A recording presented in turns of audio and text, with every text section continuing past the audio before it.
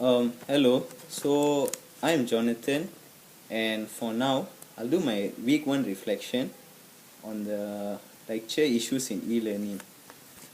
So right in week one, okay, okay, I mean, firstly, I'll talk about what have I learned in week one lecture.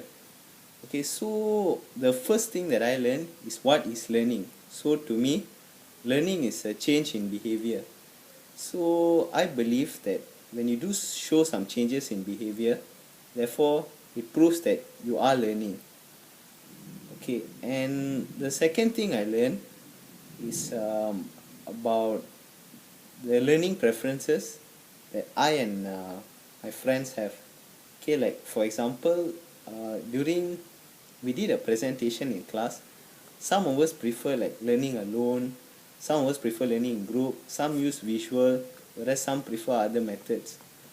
So from based on my friend's presentation, I've seen that we do learn differently. And the last thing that I learned in week one lecture is that the difference in learning back then and now. Like back then it was traditional, like they use textbook, like teachers have to meet face to face with students in the classroom to learn, and learning is very formal.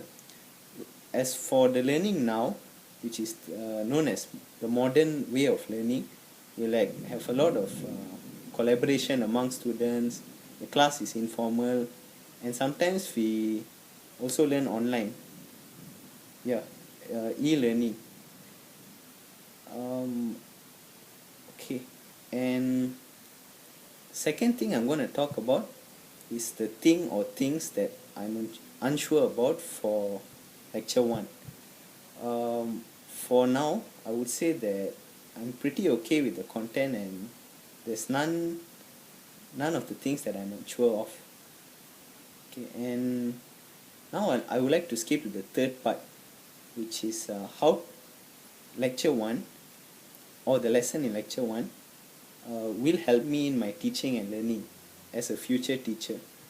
Okay, firstly, it helps me by making me realize that different people have different learning preferences. Like I said earlier, some of my friends prefer learning alone, some prefer learning in groups, and some people use like certain tools to help them in learning.